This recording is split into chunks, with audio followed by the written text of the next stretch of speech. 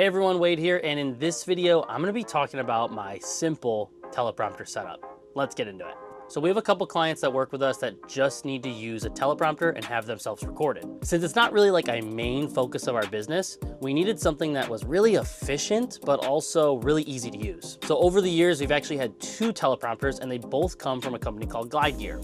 Glide Gear offers really easy to use teleprompters that just work with an iPad. So I know that can maybe complicate things because you also have to get an iPad, but hear me out, some of the more professional teleprompters are definitely over $1,000. These Glide Gear teleprompters are very affordable, and if you're like us, you can just buy the cheapest iPad and it works great. Now on the iPad side, we actually use a software called PromptSmart. PromptSmart gives us the ability to just load in scripts via Google Drive. There are other options as well. And once we just slide it right into the teleprompter and hit play, it just starts rolling for our client. Now, some of the reasons that we like PromptSmart, which is probably pretty common with most teleprompters, you can adjust the speed at which the teleprompter rolls, you can change the font size, and they have this thing called active voice track, which allows you to essentially have it automatically roll as you talk. We have a client who they only like doing the teleprompter this way. They're actually the ones who told us about this app, and it is pretty handy and works pretty well. There are some times that it stumbles up and stops, but overall, when we film with that client and they have like 10 minutes of talking time, it only really messes up maybe 2 or 3 times and we got to restart and keep going. Okay, so I wanted to actually show what the voice track does right now. You can see the teleprompter is not moving, but when I start reading that script, it should move. So in this video, we're going to talk about our 3 favorite live streaming cameras for 2026. Now, when it comes to live streaming cameras, there's really no such thing as a single best camera. There's just a best camera for your specific setup. You see how it moves based on me talking? And now it stops because I stopped reading the script. I'll do it one more time.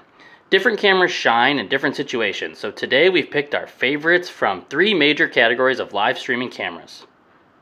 Pretty cool if you like that. The last thing I'll say about PromptSmart is you can pay for it and get some additional features, but I currently don't. I think I just paid the base price, which is like 20 or 30 bucks.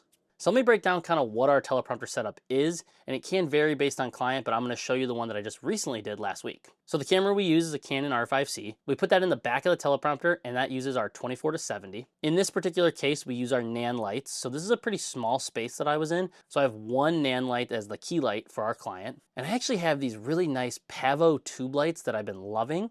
So I put one behind the client and one off to the side to light up the back. So once the client gives me the script, I just have a folder in Google Drive called Teleprompter. And once I click on that, I'll see it and I upload it.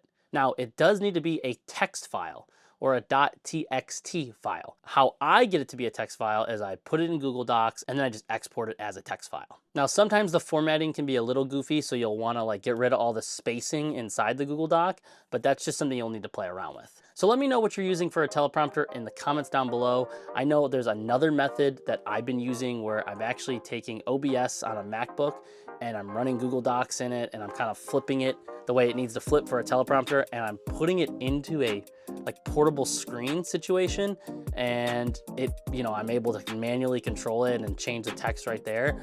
So that's another way to do it. So that's it. I just wanted to make this video short and sweet. Let me know in the comments down below what you use for a teleprompter and how maybe I can improve this setup. Thanks for watching, guys, and we'll see you in the next video.